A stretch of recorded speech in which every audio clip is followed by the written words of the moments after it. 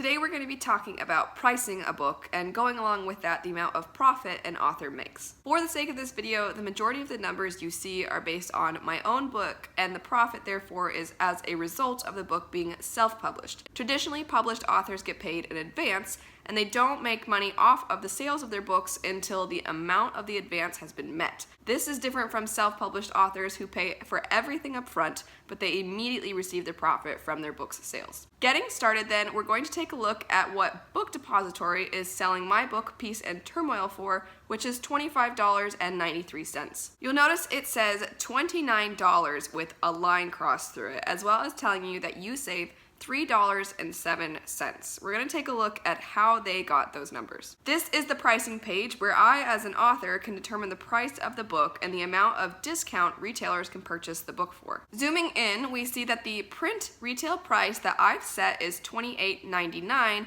which is where Book Depository got the $29 from. This does not mean that I, as the author, earn $29 from each sale. The profit I make is in the right column, which is $4.14. I will make this amount regardless of whether retailers choose to sell the book higher or lower than the $29 print retail price. How you as the buyer end up seeing different prices across different retailers is based in this middle column, which shows that I've allowed retailers to purchase the book at a 30% wholesale discount. That means that retailers are buying the book for 30% off that $29 mark, which comes out to roughly $20.30. The printing cost or expense for the book is $16.16.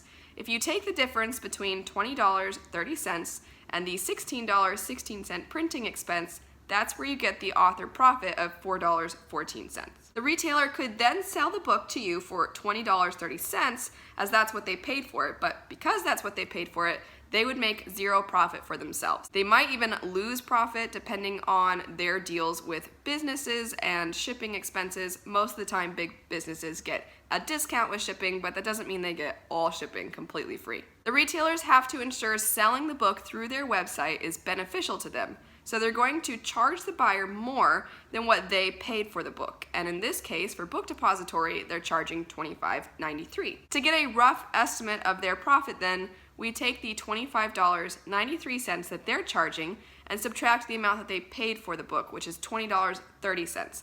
That means that they are getting approximately $5.63 in profit. I say rough estimate because I'm sure they have some kind of shipping expenses they have to pay, among other things, but I don't know what those expenses would be, and I have no way of knowing from one online retailer from the next. Some of you might be wondering the point of selling through online retailers, because if I, as the author, could sell the book for up to $28.99 and the printing cost is $16.16, then I could make $12.83 in profit instead of $4.14. While it might look better and it might seem like making $12.83 in profit would be better than $4.14, that really isn't the amount in profit that the author would be making. I, as the author, would still have to pay the shipping expenses both to myself and then to the potential buyers, or I'd have to keep track of every single address of the buyers and then send them directly to the individual buyers, but that still costs a lot because you usually get a discount by buying things in bulk, and by buying things to send out individually, the shipping expenses are going to be higher. In this case, I might even lose money, and so it really is a win-win to sell through these online retailers. It's better for the buyer. They're going to get the book faster, and often it's going to get to them at a much lower cost for the shipping expenses, especially in Book Depository's case, because shipping is free, than it would be if they bought it directly from me. Going back to the $4.14 profit number, obviously selling 100 copies puts the profit at $414, and selling 1,000 copies would put it at $4,140, which obviously is a pretty good amount of money. As stated earlier though, self-published authors pay expenses up front and out of pocket, which can cost thousands of dollars.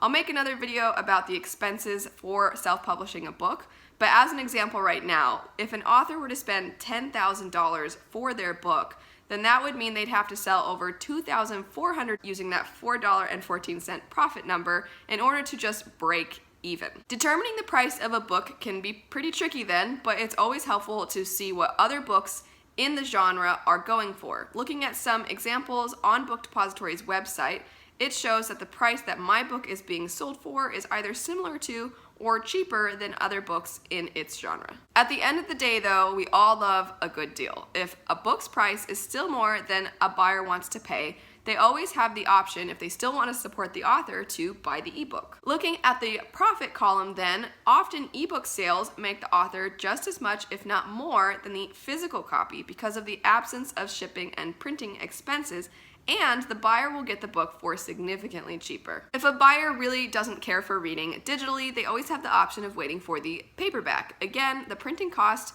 is much lower for a paperback, and thus the price for the buyer is lower as well, while the author still gets a fair amount of profit. And lastly, a buyer can always request a book from their local library. It costs nothing for the buyer, and it ends up still being considered a sale for the author. Hopefully you found this video informative, and if you'd like to see other videos like this, feel free to leave your questions down below. Have a great rest of your day, and I'll see you all later. Bye.